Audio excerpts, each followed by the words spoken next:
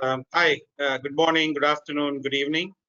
Welcome to all participants in this very interesting and very contextual topic of modernizing healthcare products to deliver experience-driven care. We have two real stalwarts from the industry to speak to us today and discuss about what's happening in healthcare and what's happening to the products in healthcare space. Let me first introduce you to Mr. Rajiv Purohit. Rajiv has more than about 20 years of experience delivering large-scale software deployments to enterprises worldwide. He's currently working as an executive director with Athena Health India, a very leading leading its engineering teams for their flagship healthcare revenue cycle management product. Prior to Athena Health, Rajiv was a director of engineering at BlackBerry at San Diego in California, where he led engineering teams for BlackBerry's secure enterprise mobile data platform into EFSS and business workflow communications, securing a business in excess of $50 million. Rajiv has spent many years in US, India, and Europe, and has spent a lot of time in virtualization technologies with Unidesk and Nomad Drive into the desktop application, user experience, media. He's a technologist by himself, by heart and by mind. Rajiv recently moved to India with his wife Ashima and kids Gauri and Divyansh. When he's not working, which is seldom, he spends time traveling and having sports and fun with kids. Rajiv holds a bachelor's degree in electronics and communication and is an agile and scrum enthusiast. Rajiv, welcome to the conversation. Let me also introduce you to our next panelist and another expert in the healthcare space, Mr. Pete. Pete, with his over 30 years of pre-hospital healthcare experience, Pete Gottman was the founder and former president, CTO of EMS Chartsing, a SaaS medical record software platform for EMS and air medical agencies. After several acquisitions, he now serves as the senior director of R&D patient care at Zoll Data Systems, a subsidiary of Zoll Medical. He's a long-term advocate of partnering with offshore engineering companies and has seen best practices as well as not so best practices. Zoll has been a partner with GAVS for over 10 years, and he looks forward to joining the forces on the upcoming initiative. Both Rajiv and Pete have been customers of GAVS, and we are proud to have them. My name is Balaji Uppili, Chief Customer Success Officer at GAVS Technologies. Before we start on this very interesting topic, which is modernizing healthcare products to deliver an experience-driven care, and it's contextual to the times we live in. Wanted to put up a poll question for the audience. And audience, please do share your questions as we go along so that I can post it to the panelists. Let's put up the first poll question. And the first poll question is, are healthcare IT products modernized? And when I mean modernized, is it technology savvy? Is it using the best of breed of technologies to deliver high quality patient care? That's what we meant by modernized. Please do select your options, yes or no, and we'll be closing the poll shortly. Please do give your inputs. That will be the topic of the conversation, which we're about to start with the two panelists we have, Rajiv and Pete. We'll close the poll now. I'm sure all of you have really thought through and have actually said that it is modernized. Very interesting to note, but let's see what the panels have to say. So let me start with you, Pete. Pete, where is healthcare today? And given what the constraints are, given the situation, the times we are in, where is healthcare today and how are products being used in healthcare? And why are products, when I say products, I mean IT products. Why are IT products like the HIS, the EMRs, the revenue cycle management, why are these products very, very important for healthcare? What is your perspective and what do you think is happening today? Thanks. And first of all, it's an honor being here. And thank you very much for inviting me. Yeah, I thought about this a little bit, and it's kind of hard to describe healthcare today without it being framed by the pandemic. It's kind of consumed us for the last 15 months now. It's almost pushed the pause button on a lot of initiatives. And as we kind of come out of the pandemic, we're certainly seeing some changes, particularly in the IT market. in that a lot of companies just kind of paused their efforts for 15 months, and now there's kind of rejuvenation in starting up new initiatives, which is kind of resulting for at least us in a kind of a workforce shortage. So that's where we're seeing an effect. Certainly healthcare over the last several years, and particularly pre-pandemic, has kind of been moving more from a fee for service to kind of an outcome-based medicine, right? So looking not so much what can we test the patient on, but really looking at the data and seeing on the other end what's making a difference, and then learning from that and kind of bringing that full circle. So when it boils down to, it's about data, right? It's about data collection. If I look back when I started 25 years ago, and my first kind of delving into IT and healthcare was with a air medical company in the Northeast US. We had 20 helicopters. We would write 20,000+ transports per year. We'd write it on paper. It would take 30 days to get the quality assurance done. If you wanted to know innovation success rates or how good a clinician was at starting an IV, it would take you 8 to 10 hours of paperwork, right? And that's kind of really what drove us towards an electronic health record. And now, we sit on close to 70 million medical records, and we were able, in just recent months, we were able to look at the pandemic and what that meant to the pre-hospital. And when I say pre-hospital, that's basically EMS and air medical part of the healthcare segment. So certainly the quality assurance, doing documentation, allowing us to collect the data so that we can analyze the data. And then certainly other portions of our market, at least, trying to figure out on the dispatch side where to send ambulances in the most efficient manner, who to send, what resources are needed on scene prior to anyone getting there, and kind of speeding up the healthcare workflow. Thanks, Pete. Appreciate the opening remarks. Rajiv, your perspective on similar topic. Where is healthcare today? And how do you see the IT products playing a role in healthcare? What's your perspective before we get started into more details? Sure. Thanks, Balaji, and thank you for having me on this panel. I'm really excited about it. I think I completely agree with what Pete said, but I think it is also important for us to take a step back and think about why do you need technology in the whole healthcare space? You need technology in the whole healthcare space to primarily bring in the efficiency towards the whole process of once a patient calls up a front desk of a doctor, gets an appointment, to the time when he gets the care and the doctor gets paid back. Right? That was the primary objective where the whole thing started, and then the whole data stream started building up, where the EHRs came in, they started accumulating a lot of data, and now the focus has really shifted to the more valuable parts of continuous care, the care continuum, where continuity of the care is becoming more important as patients move between one doctor to another or specialist care at the same time.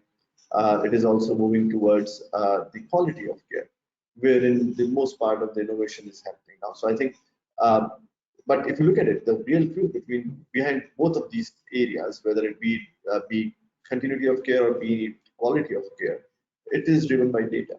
It is driven by the loads and loads of data that we have accumulated across multiple patients and providers, and we are trying to now build on top of it to create more predictable outcomes and more value-based outcomes for our patients and for providers both. And I completely agree with what Pete said. I think that we are in an era where we need to look at it in two realities. One reality which was before the pandemic, and the other is which is beyond the pandemic, and how the world is going to be beyond the pandemic. Which is, and I think for all the misery that the pandemic has brought to the world, one of the great good things that pandemic has brought to the world is the acceleration, the overall technology adoption in the healthcare space, which is really, really tremendous. I agree. Very good opening remarks, Rajiv. Thank you for that. Pete, extending on from your initial opening remarks, it's going through a massive transformation, healthcare. And I can't say this thanks to pandemic, but because of pandemic, right? So people are talking of virtual care, people are talking of telemedicine, people are talking of data at on your mobile, multiple different ways, right? Why is modernizing the IT products or the business processes in healthcare so important today? What exactly is the rationale which is triggering all of this? Is it just because of being virtual, or is it got to do with a lot more than just virtuality there? I think Rajiv hit on some of it there for efficiency. I know there are a lot of ambulance companies in the US that, all of a sudden found themselves with 30% less of a workforce because a lot of people were out sick. So that ability to get in the back of an ambulance, to connect to the Internet of Things that surround you, whether it's a EKG monitor, a ventilator, certainly, technology in the ventilator stack has certainly increased here over the last couple of months, last year. But yeah, just that efficiency and then improving the care. How do we collect data? When I was a paramedic, it took me 5 minutes to write a medical record because I was doing it on a piece of paper, right? Today, it takes 30 to 40 minutes, right? So we've actually caused a lot more pain to the clinician because how they're interacting with the computer. We're still using systems that were written 20 years ago, right? And now what we're doing is we're kind of going back and let's look at the information architecture. Let's look at the user journey through the product, and let's look at how we can automate that data collection, whether it's through the devices or whether through its speech or whether it's through image capture. So the rationale is certainly to reduce the costs, right? Move from an on-premise to a SaaS, and that's both for the customer as well as us. We've mostly all moved to AWS, Azure, to reduce our costs, and the customer wants to do the same thing with their infrastructure. Security, it's been in the news probably on a nightly basis. Someone is cyber attacking someone else. So certainly modernizing and improving your attack vulnerability is important. And certainly then the scalability and the speed at which we can deliver product, right? So our enterprise products used to take a year to deliver, right? We were on an annual delivery basis, and now we can cut it down to 2 weeks, right? So when we saw the pandemic hit and we knew we had to increase the data points and change the number of data points that we were collecting to help healthcare, we were able to do that within weeks and not years. A very, very interesting points, Pete. And we'll go deep a little more. I think you touched on some very key points, but we'll dig deep further. Rajiv, your perspective. So what is actually triggering all this? Especially you are in the revenue cycle management, and you'll see a lot of clinicians working, and you're talking not just with the big hospitals, right? You're talking to the smaller ambulatory type of services as well. What is driving all of this? What is triggering all of this modernizing, which people are talking about? Be it going to the cloud, be it bringing in newer technologies. What is driving all of this, according to you? Yeah, I think this is the overall ecosystem impact that I generally call it out, Balaji, which is driving it out, right? By ecosystem impact, I mean, like if you look at exactly what Pete said, right? Utilizing IoT to be able to record the vitals of a patient, being able to put it through a single point of accumulating all the data over a cloud in a SaaS platform, right? This gives you an ability now to work on that data, to do more deductions, to do more analysis on top of it. Now, when you go down that path, comes the problem of continuity of the care, where you need to make sure that you're sharing that data, right? What we generally call as one patient, one chart, right? You need to make sure that as the patient moves across the providers, we are kind of accumulating all that information, attaching it to a patient, but in a more secure fashion. And this has been a continuous challenge if you look at it historically, that as patients move between the providers, right, the whole provider and payer ecosystem is not so well connected that we're able to join the dots together going backward in time. And that becomes a huge problem. And I think that is another area where we're seeing a lot of development happening over the last year or so. The other area, as you rightly said, virtual, right? Telemedicine has seen a tremendous growth in the last year or so since we went into pandemic times. And one big thing over here was that the regulators and the federal stepping in and bringing in those changes at a pace which was unprecedented. It was never thought of before. we had so many regulatory, I mean, telemedicine was there in the past, right? We had companies like Teladoc, we had companies like Firefly who were trying to go more personal into this space, but they were not able to accelerate because of so many regulatory compliance norms which are blocking them. Like, for example, a provider from one state, the regulations are different from state to state, so I can only be on a telemedicine call with, or in a virtual call with somebody in my own state. My patient cannot be out of my state because the regulations change. And I think those sort of things, there were so many changes in regulations that came in which accelerated the overall growth of telemedicine, and which is very exciting. Now, if we talk about it, it again comes back to the ecosystem impact that I am home, I have an Apple Watch on my hand, and it should be able to record my temperature, my SpO2, my take my echocardiogram, and be able to relay it to my doctor, and the doctor be able to analyze my data and give me a real-time medication, being more confident about it, because otherwise he's totally relying on the symptomatic rant that the patient is telling him. So I think this whole gets combined into an ecosystem driven by mostly connected internet, connected technologies. At the same time, the overall data coming together over a single point of accumulation. Right. Oh, so very well said. Pete, just extending again, right? I'm actually building upon to what we're actually heading towards. How do you actually modernize healthcare products, right? So when you really say modernize, are you looking at converting or migration done to the cloud? Are you looking at upgrading technology stack? Are you looking at bringing in automation, or it's a combination of everything? What are some of the initiatives which you are actually working on when you say that you're also trying to modernize at Zoll? What some of the initiatives which you think are happening as part of this whole modernization of the healthcare product suite? I would say yes, all the above. It has to be a holistic approach. You can't concentrate on any one thing. Certainly on the product side, it's about moving from a monolithic type of application to kind of more separated separation of concerns, where we're incorporating microservices, we're incorporating serverless technology within AWS. Certainly on the security side and the quality side, setting up a CI/CD pipeline, that has vulnerability scanning involved, has static code incorporated into it, having that ability to automate the QA process and get that product out within a quick time frame.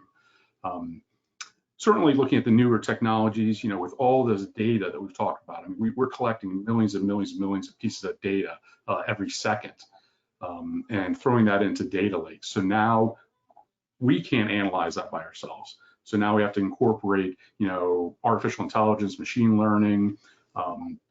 On the data collection side, looking at natural language processing, so that we could automatically detect what's going on and not require a human to enter data. Certainly we talked about the device awareness. On the people side of the equation, though, we don't need to just modernize the products, but it's also about modernizing our workforce, modernizing and grooming our talent to keep up with the changing standards. Because, more often than not, I used to see people just kind of get stuck, and they used to be a Fortran programmer. And 20 years later, there is no Fortran, right? So you have to educate and move that workforce along with the product and the technology. Right. I hear you. And I also know that you are really trying to go towards digital, right? You're trying to make it more mobile-centric. I know that there are initiatives going on to really get you onto the smartphones and others, and not just rely on the web portals and the other initiatives which you had. So that is taking central place as well, right? With regards to some of the initiatives. Yeah, certainly that move from data collection after the fact to point of care and real-time data collection is important. And certainly everyone has a mobile phone. I remember in grade school, math teacher told me, said, I have to learn multiplication and division because I'm not always going to have a calculator on me. It turns out that we all have calculators on us now 24/7. I do certainly also appreciate Rajiv's comment that, we have devices on our wrists that can pick up a lot of information, right? So that move towards mobility first is definitely a trend that's happening. And Rajiv, what are some of the modernization initiatives which are happening? And I'm sure you're in the middle of it because your revenue cycle management is just about data, data, and data, and data. And added to that data is a complex set of rules which you have to use to figure out the whole revenue cycle management. What are some of the triggers, or what are some of the technology modernization initiatives which typically are being considered? Is it digital? Is it cloud? Is it mobile? Is it all of this, or anything else specific you would like to share without any confidentiality being breached? Sure. I think from a revenue cycle perspective, Balaji, the primary objective that we have right now is to make this whole process uh, of billing and getting the money back into a provider's account is something that we're trying to take away from a provider so that we can give them back their time and ability to provide most of their time towards providing healthcare to the society, right? And that has been primarily the goal that Athena Care RCM has been set up upon. That we want to make sure that we're giving that time back to the providers so that they can concentrate on what they really should be working on, which is primarily providing healthcare. And in any society across the world, if you see, be it but any country, the ratio of providers to population is still not good. Be it US, even in US, the ratio is somewhere around 1 is to 350, I guess. And in developing countries like India, it is even worse. It is around 1 to 2,000. So I think which becomes very important that we're making sure that the providers or the doctors are getting their time back, and that is our primary focus. And we have many new products that we are bringing up in that area to take away all those concerns of billing and remittances and getting the money back into the provider's account. In areas of medical coding, introducing a lot of AI ML in there so that we can do computer assisted coding also in terms of when the pre-authorization management. So we are Athena is a prime partner in the Da Vinci project, which is primarily about automating the pre-authorization process over electronic transaction. So those are few areas where we are really heavily invested into. We are also in a mode to where we are preparing ourselves for the value-based care moving away as we move away into the future.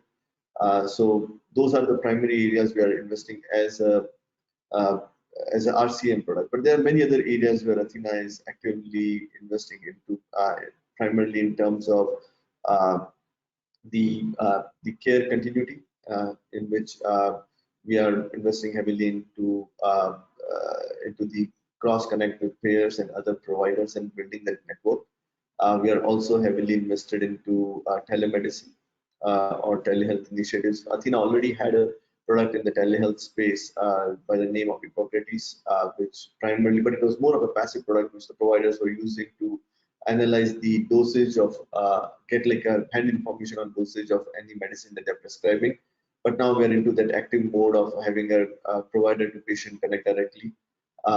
We are also broadening that ecosystem. Like Athena is like Athena can collect the information from your Apple Watch now and relay it to the mobile device. We are kind of into that space too. The other area that we're investing into is, as I said, quality of care, and which is again like based on data well that you're sitting on, and we're trying to set up a thick layer of AI ML on the top to provide more predictable analysis of that data and apply to quality of care that the providers are providing. One other exciting space that we are into is also about the getting into the providing many of those binding of the data into vertical scales, by which I mean like we are working on creating provider directory. We have almost every provider in US in our data network right now. So we're kind of building those master data directories across providers, patients, payers, so that we can serve it as a seamless means across all of our products and make it more generalized and eventually help for better analysis of the data. Right. Before we move forward, there are some questions already pouring in from the audience. So let me take a couple of questions. Rajiv, a very simple question to you. How important is customization in healthcare software? And would product architecture influence modification of the healthcare processes, or would it just aid them in becoming better?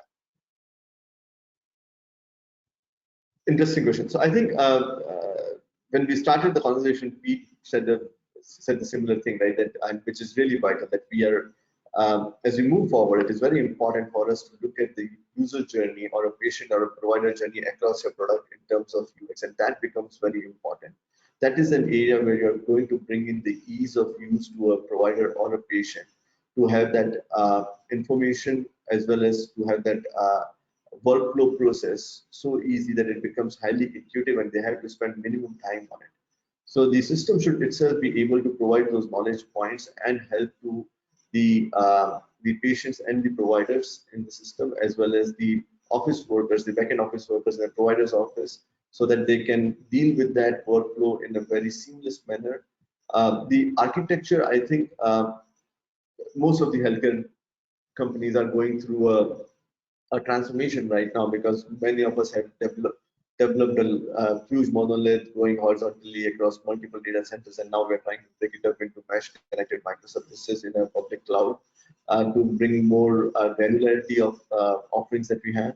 And as we do that, I think it becomes vital that the architecture is supporting the user journey but not influencing it, in the sense that the primary focus has to be, like I always quote this, primary focus has to be where you get to an Uber mode, where you can pick up a phone, open an app, and within 3 or 4 clicks, you have a cab which has already been assigned to you and coming to pick you up.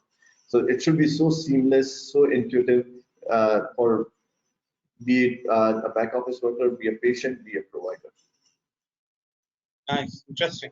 So you actually are advocating that customization or even the information architecture change is not just aiding it, but it could actually change the way healthcare is delivered to the patient, and the experience itself can change. That's the thesis. Yes. Pete, another question to you, and you may very well be actually doing this or heard about this. A lot of conversations have happened about modernizing the actual patient care and the actual treatment issues. But what about post-treatment care? Example, continuous monitoring of vitals or discharge information being relayed back. Do you see modernization of such products as well, post-treatment care?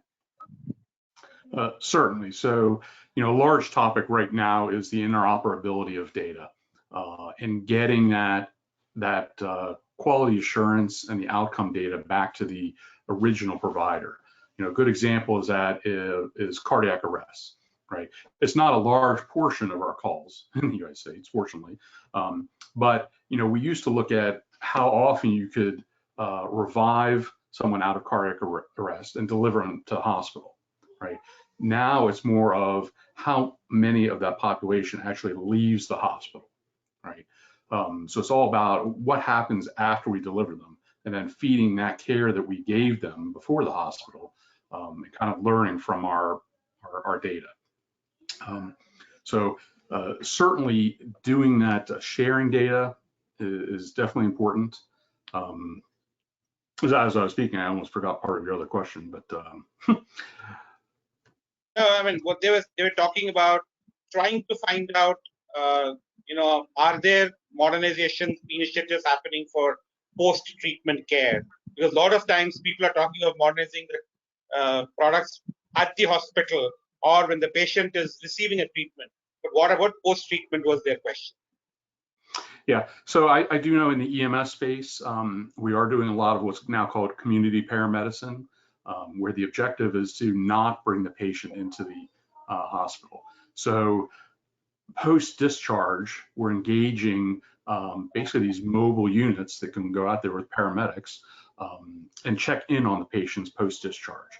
So the technology, there's not a lot of technological advancements in that, with the exception of kind of interoperability of the health record itself, so that post-discharge care can take place with the knowledge of what happened in or pre-hospital. Okay, understand. One other question which has come, which is very interesting, and maybe both of you have a input onto this, right? The first one is, a lot of products are being spoken for treatment, What about modernizing security, cyber security per se, in the whole healthcare? What is your take, Pete? Yeah, certainly cybersecurity is probably one of the foremost topics right now.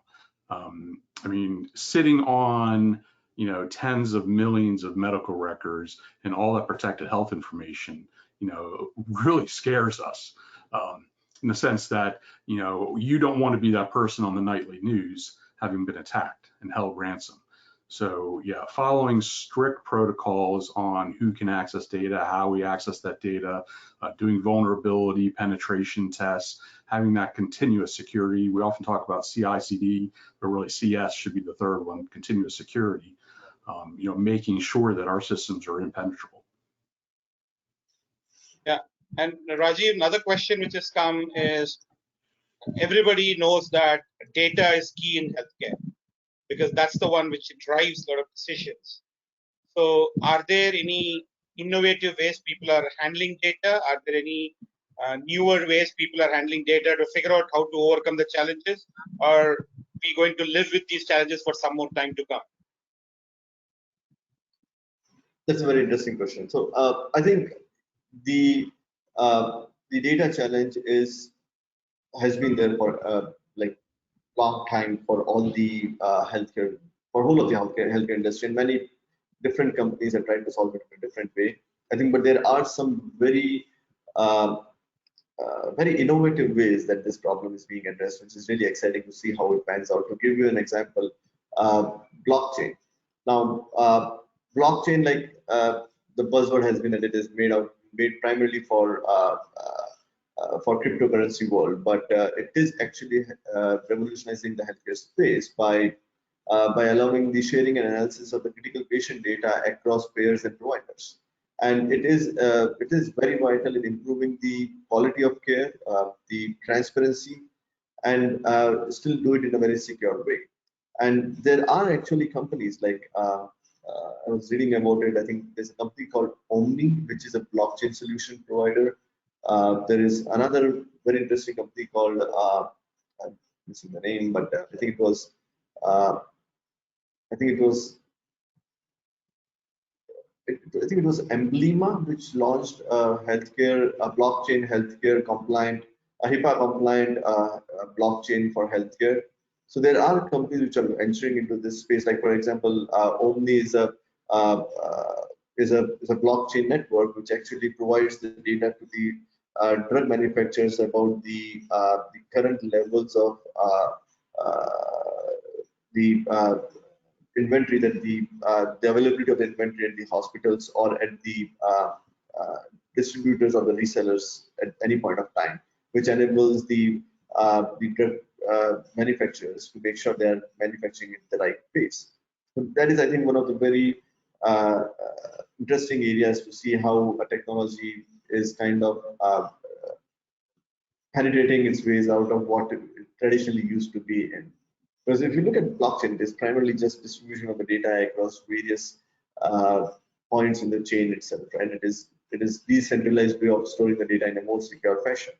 So that is one area. I think the other area which is big data. I think big data introduction into healthcare started right when everybody started peeling off their monolith and started going into public space. The quick solution to solve the problem of scalability, as well as get into that millions and millions of data into analysis mode and use it more wisely for the policymakers and organizations to make those life-changing policy recommendations that everybody is always scared of, and make it more seamless, more easier for them. Uh, Big data has been is a big help, and I think as more and more organizations start peeling off the data, like we are doing it right now, Pete is doing it at his organization. I know many other healthcare companies are doing it. They're tearing up uh, their monoliths and moving into a public cloud space, mesh connected space, and I think we are we're not too much deep into it, because if you look at the general pattern of how this whole tear down of a monolith takes place, is that you start peeling off the compute part, and then you eventually start digging into the data part, right? So that you can start distributing the data across. And as that happens in next few years, the next couple of years, I guess, uh, it will become very interesting to see how big data pans into supporting most of this big data operations and getting the analysis or the data analytics in healthcare space to the forefront. So I think these are the two technologies primarily driven by the data question that I see that will be very exciting to see. And it is exactly like virtualization. I always give this example. Virtualization was an industry of its own, and eventually it gave space to cloud computing, which had millions of applications.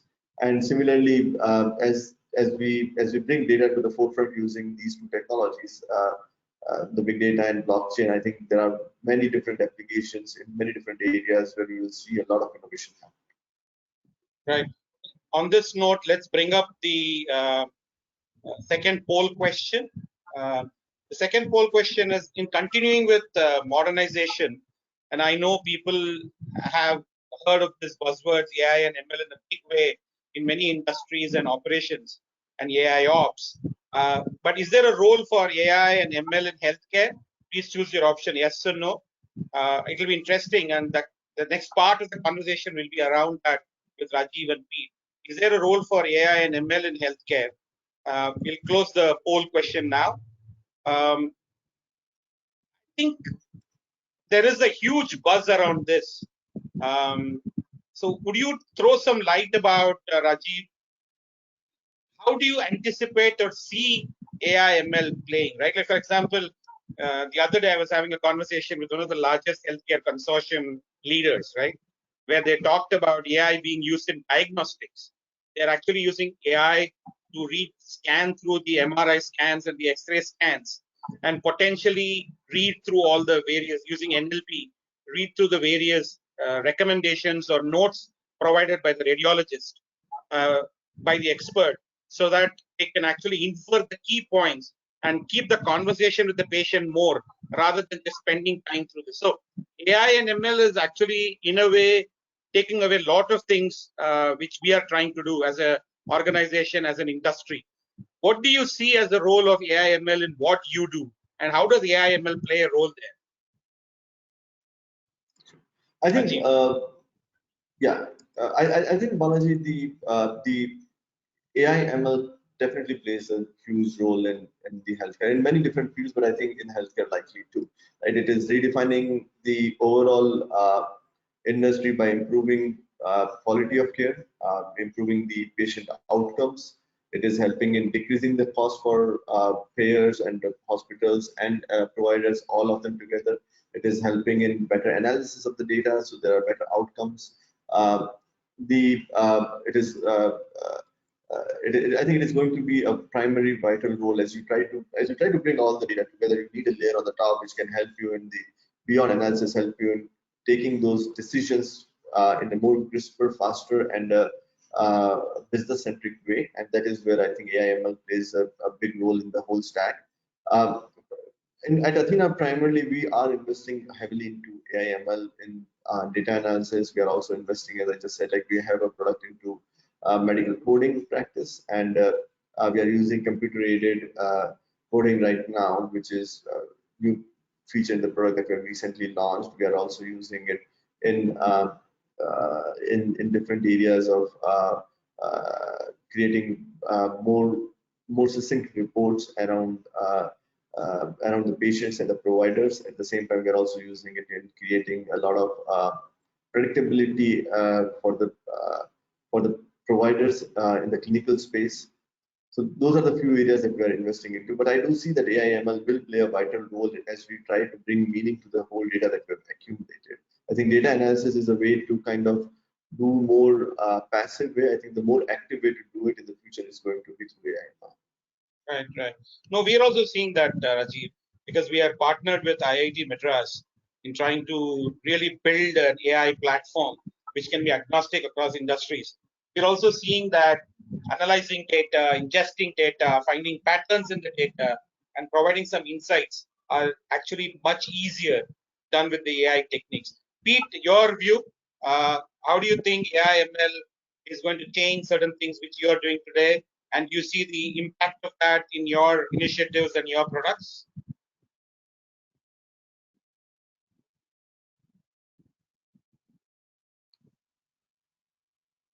After 15 months, you think I know where the mute button is. Certainly it plays a factor in a couple of different ways. As we talked about, there's just so much data, it's impossible to analyze it by hand. The days of using Microsoft Excel or even, small analytics package just go on, right? So we need stuff like TensorFlow. We need stuff with, Kinesis and AWS, Azure, the cloud computing horsepower to kind of really go through this data. We also talked about having devices wired up to ourselves 24/7, right?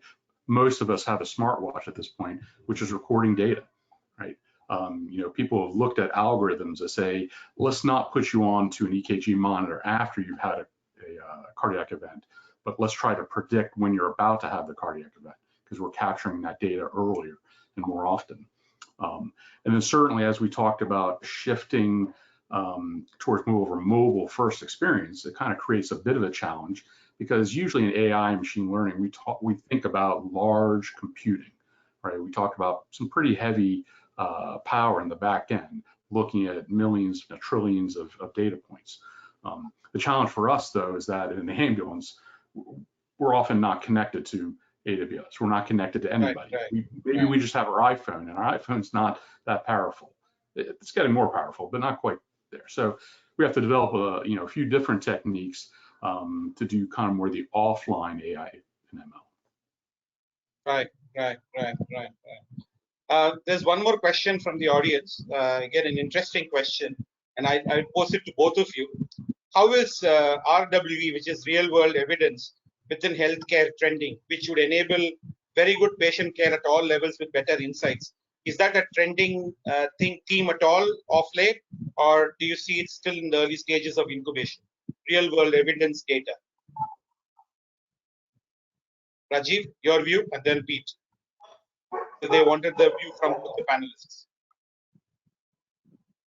I think the real world analysis is going to be in the forefront knowledge. I think, as I said, right, you have to view the whole timeline into perspective, pre-pandemic and post-pandemic. And I think as we go post-pandemic with telemedicine, IoT taking combination of telemedicine and IoT taking like a central stage, I do believe that it is going to play a vital role in terms of bringing all the devices together, connected through a common endpoint, and being able to relay the data in a more meaningful way to the provider. It would play a vital role as we move forward. Pete, your view? Yeah, I mean, I have to agree with that. We haven't gotten a lot into it, but I do think it is going to play an important factor. Right. One more interesting question, which actually was running even in my mind, Rajiv and Pete. Rajiv, as part of rationalization or modernization, is moving to digital the better one? Is rationalizing the product the better one? Is user experience management or enhancing user experience and patient care the better one? How should the product modernization take priority and preference when you draw a blueprint of modernization? I think all of them. You cannot live with dropping any of these. I think you always need to, as I said, you always need to keep the patient experience, the provider experience, and their efficiency in terms of being able to interact with the workflow that you have implemented over a device, be it a web application, a SaaS application, or be it a phone application. It has to be seamless. It has to be highly intuitive. And I think at the same time, you need to be ready for the scale of tomorrow. And so architecting it in a way that you are able to bring all of it together for the business of tomorrow, providing those avenues of revenue generation to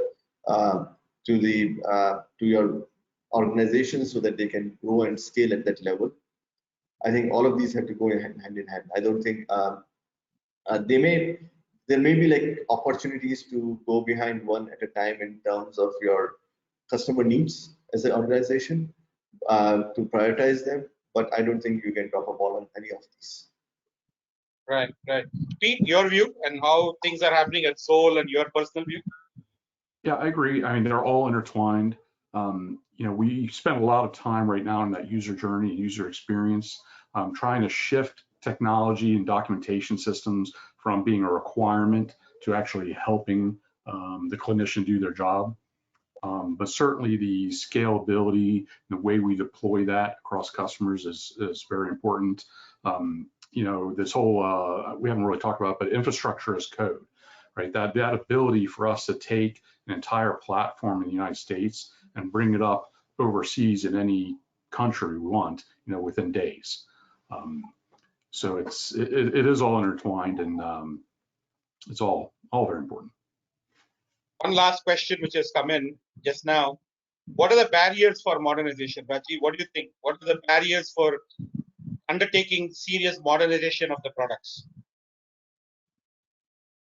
I think when I entered healthcare, right, most of the people I know used to challenge me with the question that healthcare has immense potential for modernization, for innovation, but it is also the slowest moving field. And which, as I came in, I could not disagree. I think there was, and it has to be, right, because we are dealing with patients and providers. We're dealing with providers who are always constantly under pressure of time, under pressure of providing the right healthcare, making sure that they are compliant by the regulatory means. So there's a lot of pressure, and so when you deal with such scenarios, the whole realm of bringing in change will definitely slow down. But again, comes back to like pre-pandemic and post-pandemic era. The pandemic has given us an opportunity where we all have like kind of stepped back and seen that yes, things can move faster, right? A great example is telehealth. So many regulations changed. The payers changed their codes. And it all happened over like a couple of months. It was not years, which was fantastic to see in the industry, which has a reputation of moving slow. So there is an opportunity. If it shows us that there is an opportunity over here, and we do have ability to move fast. It's just about how do we adapt this change going forward from pandemic. I think pandemic, it was primarily like most of the elective appointments were going down, the businesses were getting impacted, and so the technological innovation really brought in that curve where like the appointments are going low, and now the telemedicine can pick up, and most of the appointments will go back onto the normal, well, not completely, but to a fairer degree. And that was a trigger point, and the regulators also responded very quickly. I really hope that the trend continues. It would be really exciting to see many more innovations happening in that area. And every point has, like, if you think about telemedicine, right? What we have actually done is that I've pushed the mobile into your door now. Now it can have immense capabilities, right? For example, I can just walk into a doctor's office without having to step to the front desk and stand in a line. I have all the data on my watch, on my phone. You should be able to register me directly and sign me in, right? So there are like with the penetration that has happened over the pandemic, I do see that we should be able to go much faster, and I really hope that we're able to go a lot faster. Well said, Rajiv. Well said. Pete, your view. What do you think are barriers in taking over or driving this modernization? Yeah, thanks. And I agree with Rajiv that these really are transformational times. And I do expect that change will occur faster. And maybe that's why we're seeing an uptick in, having a hard time finding, people, because everyone's kind of having that same idea. But yeah, previously regulation probably was the #1 barrier to modernization, particularly in the device industry. Now, it's still going to be a barrier, right? And on purpose, it should not be too easy to bring devices that can deliver electricity to a human being. You shouldn't be able to bring those to market too quickly. Same with decision support systems, right? It's a very fine line in trying to help the clinician do their job and having the machine take over their job. So I think there's going to be a fine line that we play coming up. Certainly on the regulatory front, we've talked about bringing up platforms in other countries. In the United States, it's one thing. You go to Europe, and Germany doesn't want their data in France, which doesn't want their data in Spain, right? So now, while we say it's easy to scale, because of regulatory concerns, we have to do it many times over again. So this is the top few that come to mind. Right. No, very interesting questions, audience. Thank you for the questions. Rajiv and Pete, closing remarks. What do you think is going to happen from here on? And how do you see things evolving? And what are certain things which you are planning to undertake? Just a closing remark from your end. Well, it's all, to me, it's all about security. It's going to be about data, lots of data, right?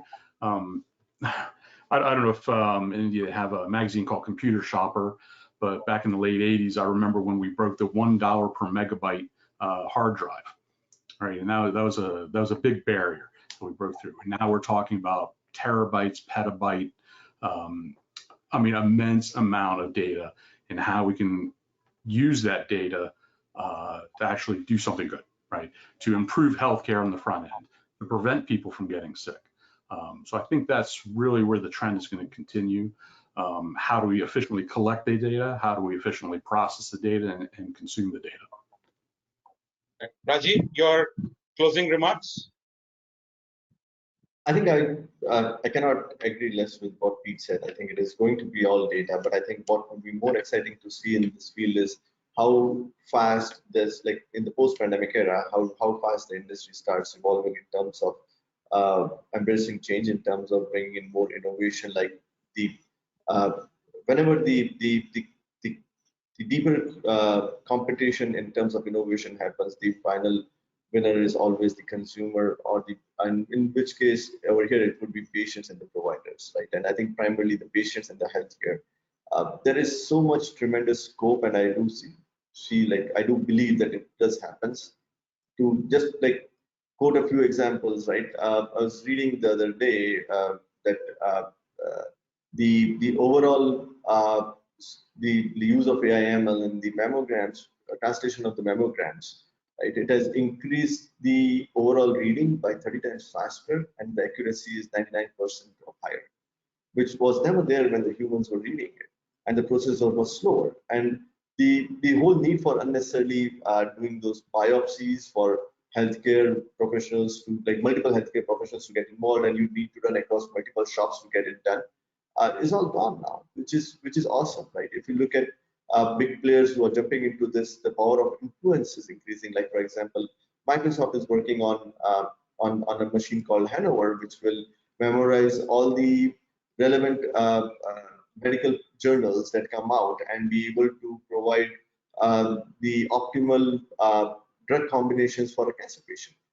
Now, with these all bigger players coming in, pandemic giving us a ray of light that the change can happen in the regulatory area at a much faster pace, I do believe that we should be able to go much faster and get into that steep innovation cycle in healthcare, which is tremendous possibilities as we move forward, and it will be exciting to see this space. Oh, very good. Really appreciate Rajiv and Pete, you taking the time to talk to us today. It was very insightful, and this is a very vast subject, right? I've been personally involved from GAV's perspective, reaching out and talking to the healthcare customers. It's been tremendously insightful. It's been tremendously engaging. And you both have been kind enough to take time off your busy schedule to share your thoughts and views on what's happening in the healthcare and how modernization is taking place, what types of modernization are happening, and what types of things people can look forward to. I also sincerely thank the audience for participating and listening in and posing their questions. I thank the organizers of the webinar for a wonderful conversation. Rajiv and Pete, sincere thanks from us and to the audience as well. Be safe, be well, but most importantly, get vaccinated and protect yourselves and your loved ones. Thank you very much. Have a great day, guys, wherever you are. Bye for now. Thank you, Rajiv. Thank you, Pete. Thank you. And bye, everybody. Thanks, Balaji. Thank you. Bye.